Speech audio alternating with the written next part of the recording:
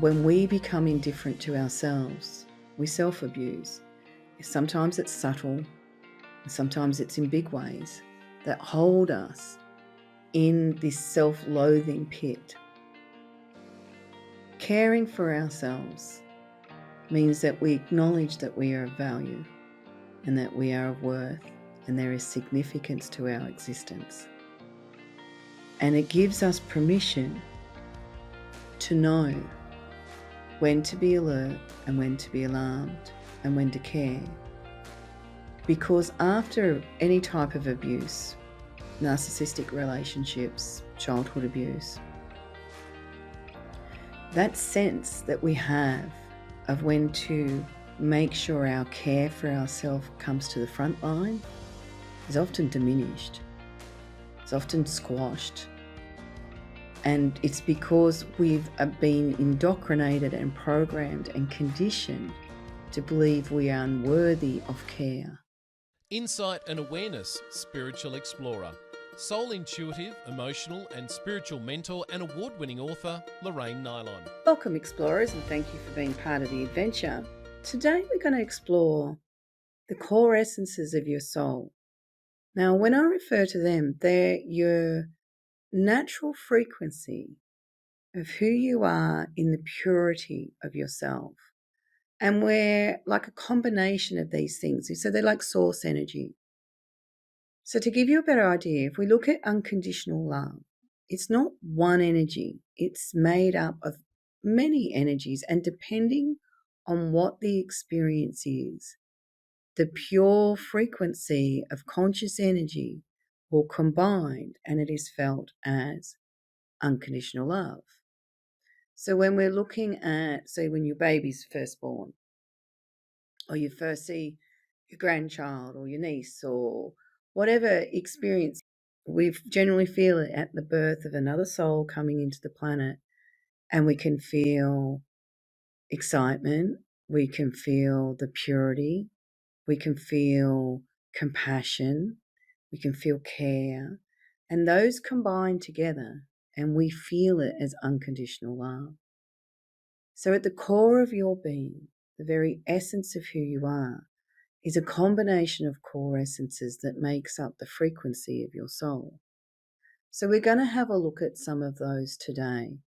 Each core essence is a conscious energy, a strand of consciousness, and it's felt, and it's an expression of the truth of who you are.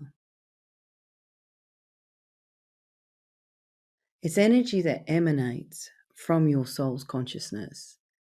Now, we all experience it, we all feel it, we've all experienced other people operating from their core essences, but we don't actually really value it a lot, and we don't really look at it as a true essence.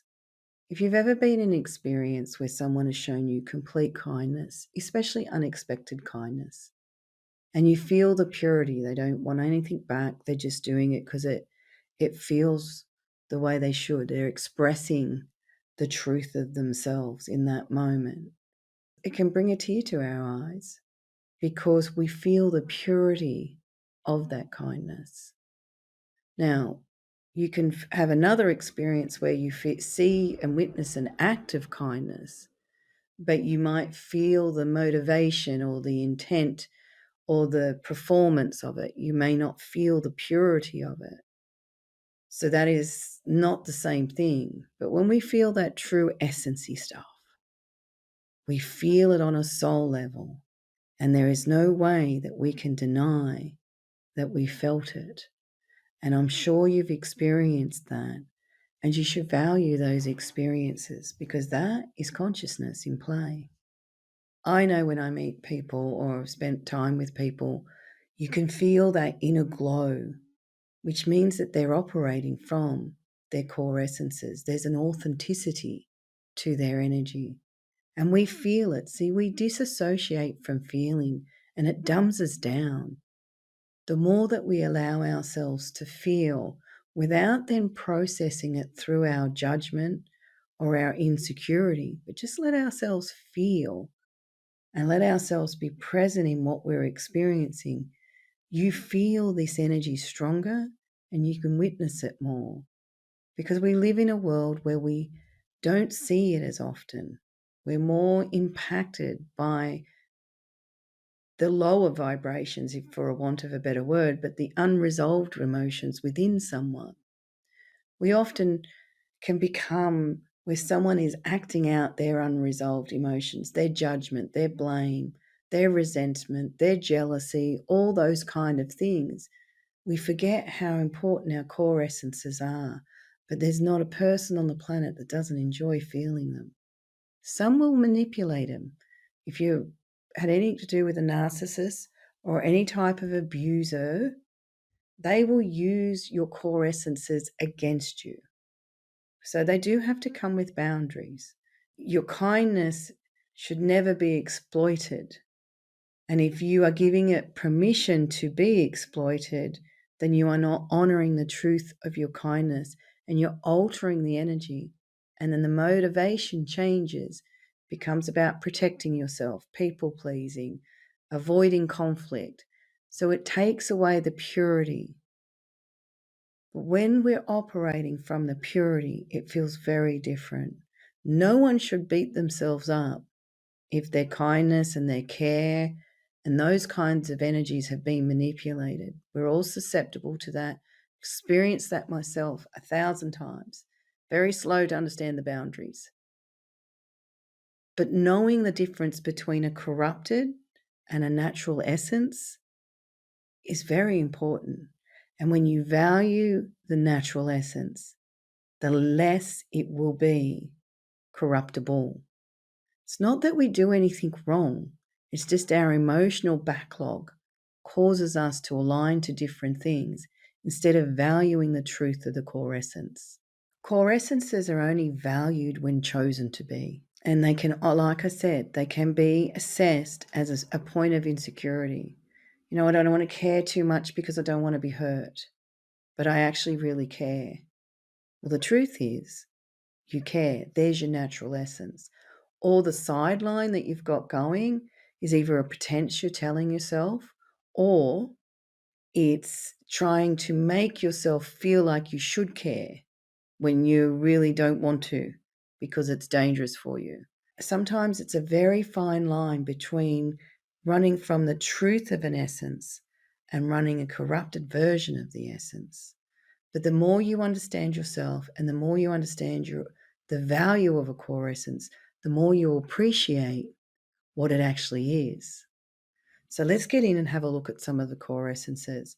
I'm going to use Breaking Free from the Chains of Silence as a base because I've wrote about the core essences here to help people that have been abused, pedophilic childhood abuse.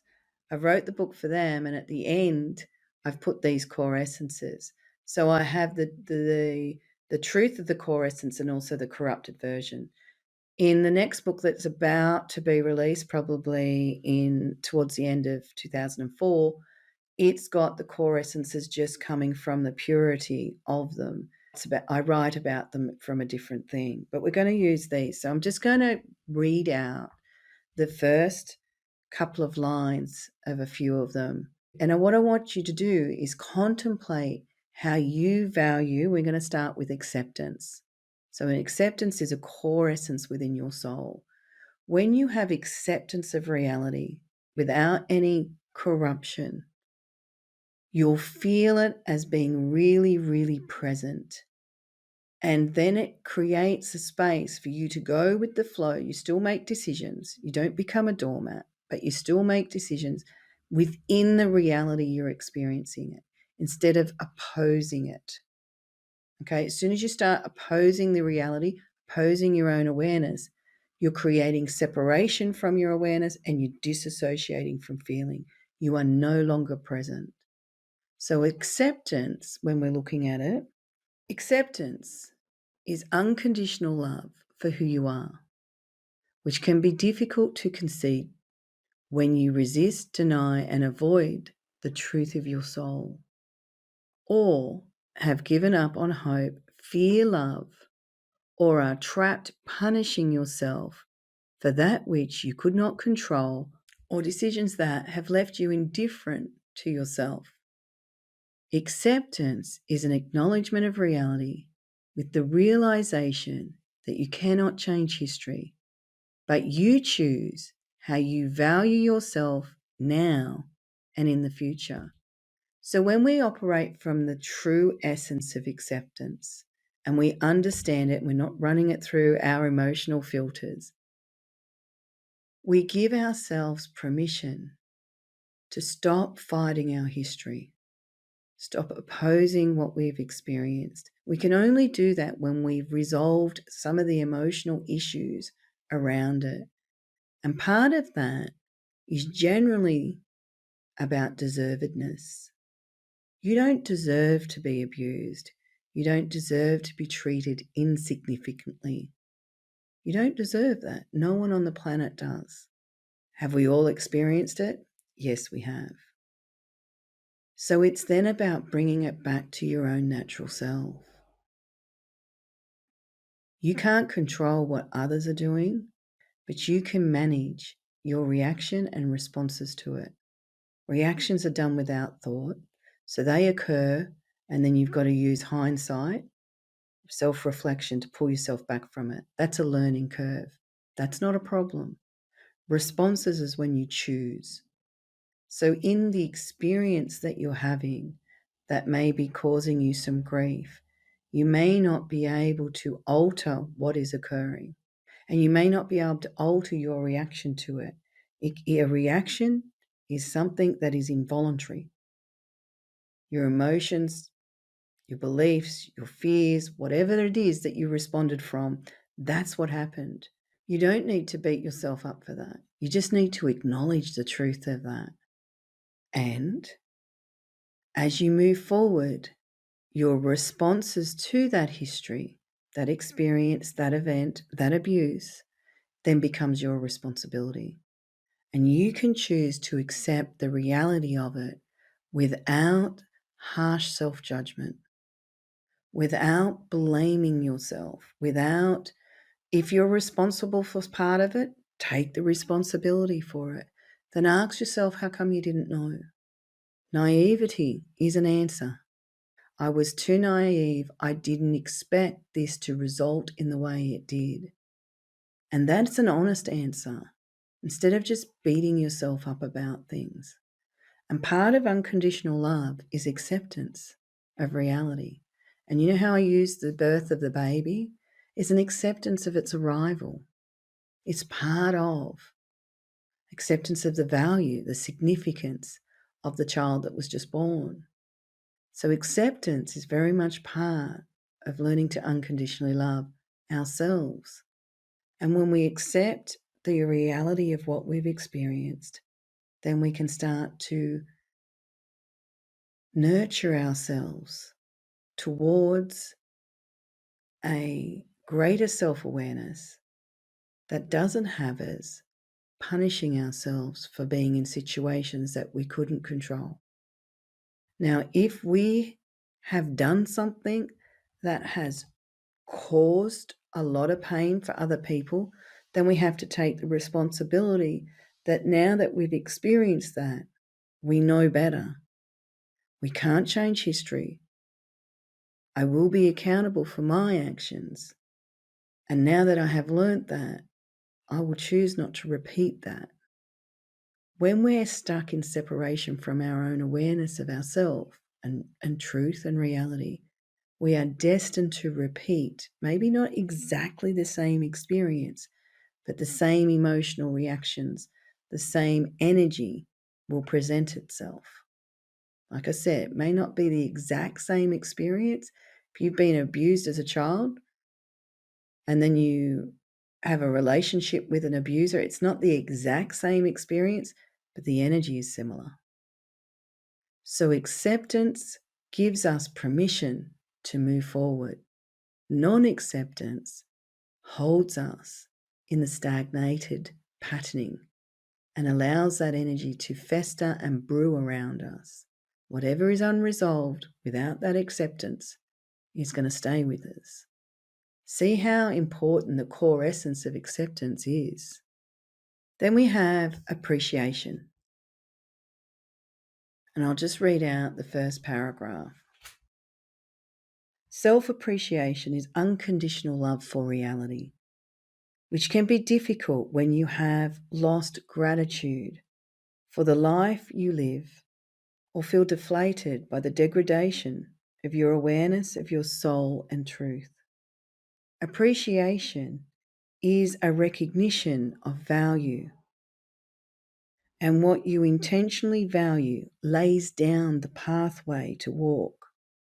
Appreciation is a choice to knowingly alter your negative perception by valuing the dynamics of life and optimistically examining your awareness of reality. So, appreciation is a core essence that includes gratitude. But when I'm talking about appreciation, if someone has abused you or you've been in a toxic relationship with someone, your response and your learning that you can get from that doesn't mean that you have to appreciate that they treated you poorly. What you should appreciate is that you've learned from that experience. And maybe as a soul, they're the experiences that we need to have for us to really understand ourselves. Doesn't mean you're going to like that it's happened. It just means you're going to use what has already happened and you're going to find what you can appreciate about it. And if you've had a massive learning curve because another has treated you insignificantly and poorly, you have found a lot of the unresolved emotions within your soul's unconsciousness, your emotional baggage, that as a soul you wanted to resolve. Did you deserve poor treatment? No, you didn't. Did you ask for it? No, you didn't. But now that it's happened, now that this has occurred, learn from it. And then you will appreciate yourself and appreciate the opportunity that you've taken from the experience that you've had. I had a lady once and podcast guest, Tony, and she told this story of how she really appreciated her ex-husband because he had put her in a toxic relationship, and then she had escaped from this toxic relationship, and all the things that he made her learn while he was with her, the jobs that she done, worked for him for nothing, that give her the skills to get a good paying job. And then later on she became an author, that she was really happy with how her life had ended up. And she said, oh, I really appreciate everything he done for me. And I went, no, no, no. Appreciate yourself from this toxic cesspit of you being abused, controlled, manipulated, that you found your path out. You used everything that you learned in that experience was because of you, not him. And she got it. She was like, yeah, it was. And that's where our focus should be. Not always on the person abusing us, but on the person that we have allowed ourselves to express, even though that has occurred. And that is unconditional love for ourselves. See how important appreciation is. Then when we look back, some of the worst experiences we've had have been major turning points in our life. They were the events that made us really look at ourselves. Appreciate that you decided to use that event to look at yourself. You're not listening to this podcast if you're not someone who's in self-exploration, who wants to expand their self-awareness and who's trying to heal something probably. But appreciate that you have decided that you want to learn more about yourself, and that in the process, you're willing to resolve the issues that you've had. And then all of a sudden, you'll find I'm reading off the book again. Appreciation expands as you intentionally become aware there is a bigger picture to life. We won't understand our lives completely whilst we're on earth. It's just how it works. but I'm sure we have some major aha moments on the other side. I look back and I see some of the worst experiences I had. And I don't appreciate that the people treated me that way, but I really appreciate the experience that I had because it woke me up. It made me look. It made me recheck my boundaries. It made me do all sorts of things that I needed to do to find what was unresolved within my system. I still operate from that process. I'm still finding more stuff that's unresolved within me. But I'm going to care and appreciate the learning curve. Appreciation, and it's part of my natural core essence that I can come to that position and appreciate the history that I've had.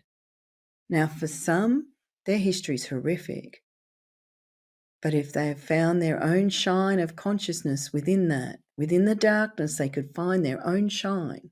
How appreciative, especially those that share their stories with us, how appreciative we can be that there is an essence within us that will help us understand life better. Then we have care. Self-care is unconditional love for yourself and the equality of all souls, which can be difficult when you have been exposed to the insidiousness of indifference and are reluctant to trust the significance of your soul. When you devalue your yearning to care, indifference to truth appears to be limitless until you get to the point that you can no longer remain on the sidelines of your own negligence, carelessness, or recklessness. The perpetuation of indifference is finite, as it is a self-destructive energy, and your willingness to care lessens the scope of your indifference to truth. When you care, you realize indifference to truth is resolvable. Caring indicates when to be alert, alarmed, and loyal to your soul. Self-care is innate and a triggered response to indifference or danger to your survival. Self-care has to be overridden to cultivate your tolerance of indifference. So when we've been abused in any form, there is indifference in that. Someone has to be indifferent to you, to your significance, to the value and worth of who you are, to abuse you. Full stop. When we become indifferent to ourselves, we self-abuse. Sometimes it's subtle, and sometimes it's in big ways that hold us in this self-loathing pit. Caring for ourselves means that we acknowledge that we are of value and that we are of worth and there is significance to our existence. And it gives us permission to know when to be alert and when to be alarmed and when to care. Because after any type of abuse, narcissistic relationships, childhood abuse, that sense that we have of when to make sure our care for ourselves comes to the front line is often diminished. It's often squashed. And it's because we've been indoctrinated and programmed and conditioned to believe we are unworthy of care. It's actually a survival mechanism that when you are in a toxic relationship, you will keep pushing yourself further and further away from importance. And it will be all about appeasing the person that's the abuser, trying to make sure that you tolerate whatever you can to avoid the abuse that makes you feel crushed. And because we do that, that level of self-care and respect diminishes. It's a survival mechanism. And when you're coming out and you're in the healing process, caring for yourself and valuing and respecting yourself has to come to the forefront for you to be able to really deal with what it is that is confronting you. So our indifference to ourselves is a resolvable energy, but it comes by choice. We have to care for who we are. We have to care about our own significance, and we have to trust that there is purpose to the journey that we've experienced, or that we can take purpose from it. No one deserves to be abused in any form, and yet we are all susceptible to abuse. If you have been abused, you have not done anything wrong. You probably walked into that relationship, and if you're a child, you're naturally of this energy. You probably walked into that relationship appreciating the person in front of you, accepting their flaws, caring about who they are, and wanting to be loved and to love someone. And that has been abused. Unconditional love is not setting ourselves up to be the doormat for someone else's abuse. That is not unconditional love. Unconditional love is it being the expression of the truth of who you are. And when you've been abused, you separate from your awareness of your soul and you disassociate from truly feeling yourself because you're in survival mode. And for narcissistic relationships, it starts with a little chip away and you hit it with care. Oh, they're having a bad day. I'll care for them. And a chip, chip, chip. And the chips get bigger and the tolerance gets larger for you and they get nastier. They're stripping away your boundaries and they're stripping away your self-respect. And what it does is causes us to reject caring for who we are.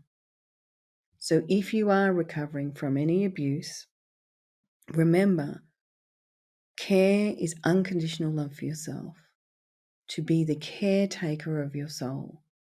Give yourself permission to care about who you are and that you care about your own healing process.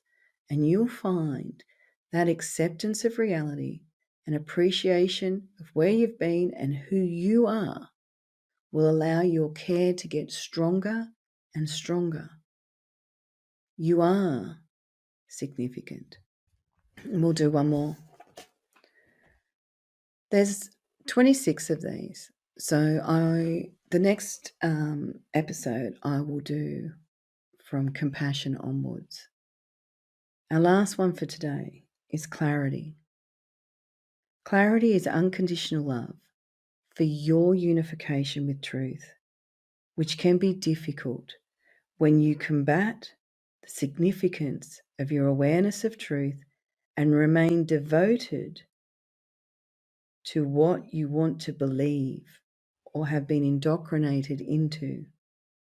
Clarity is marred by dogmatically clinging to what you think you know, which creates beliefs that conceal what you refuse to acknowledge, explore, or challenge.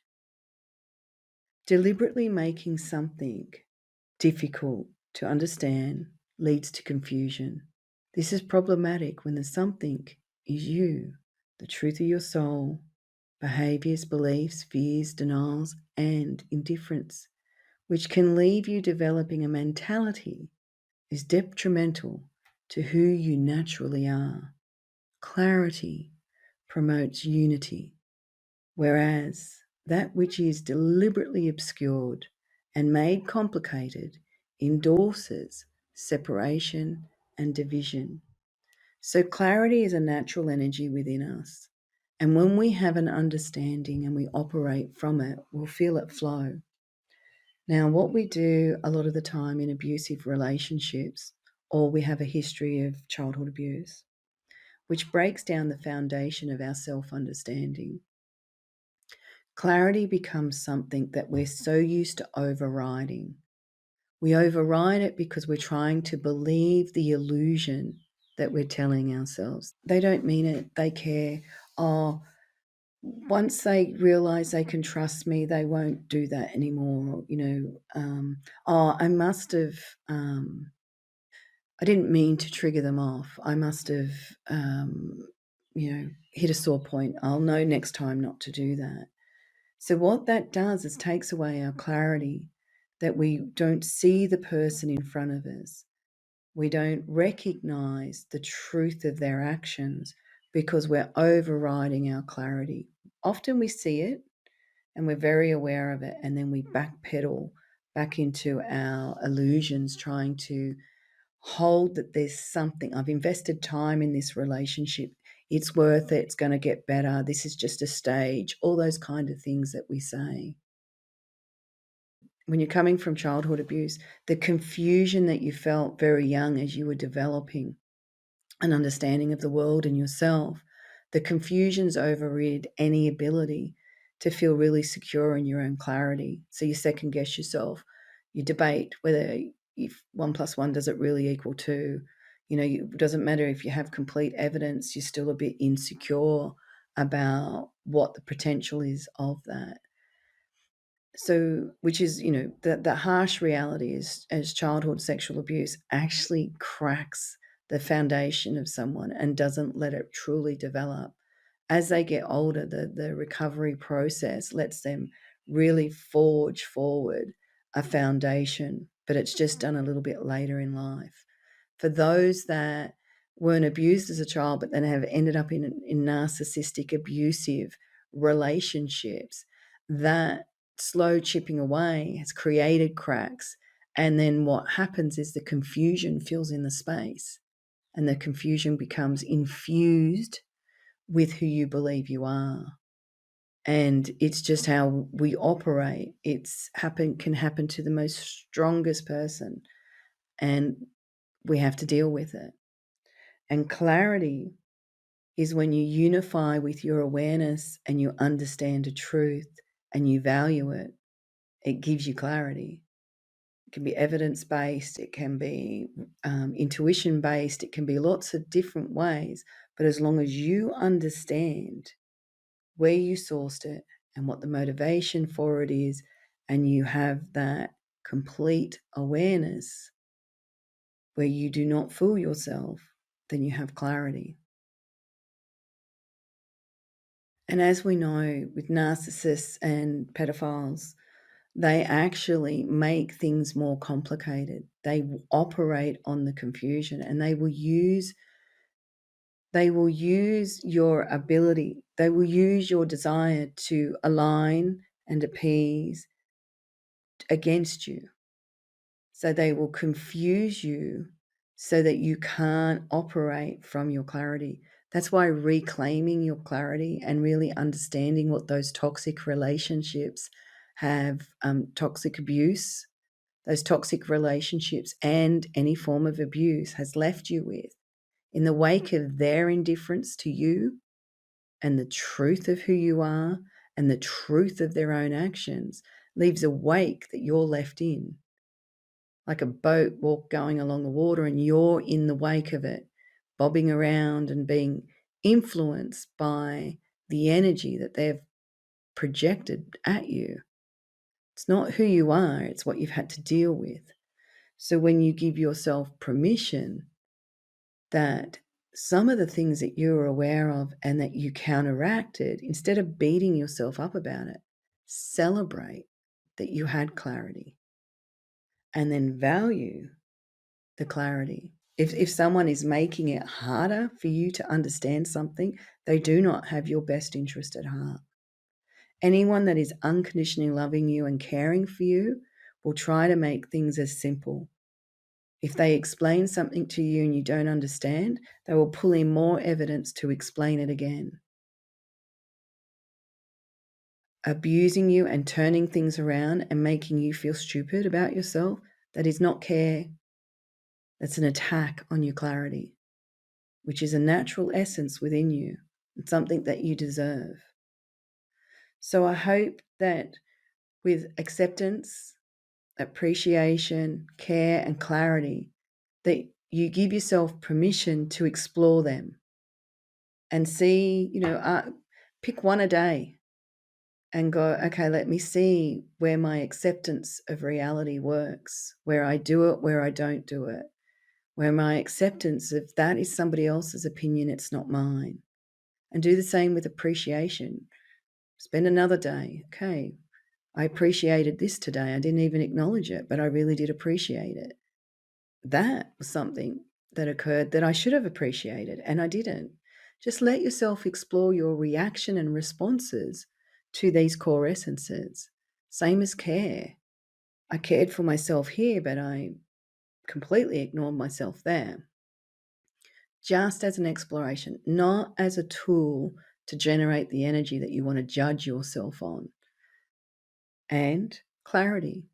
Look at the things that you are aware of and give yourself a pat on the back for actually being aware of it. Look at the things that you don't have clarity on, and they'll just tell you what you need to explore. It's not because you're stupid, it's just because you need to explore it deeper to get the clarity. And sometimes we'll have experiences where we go, you know what, I actually can't quite get to the clarity of that. I'm aware of, say, 50% of that, but I'm not going to jump on the merry-go-round and ruminate about it. I'm going to accept I understand 50%. And you know what? Somewhere along the line, the other pieces will present themselves. And that is how it works. There's stuff that when I first started looking at myself in the self-discovery adventure, I didn't understand. And I can say that I've gained more pieces to the puzzle. I haven't gained them all, but I have an acceptance that that is part of the process. I appreciate the pieces that I have got, and I appreciate there's more to be revealed. And that is a type of clarity in just understanding that.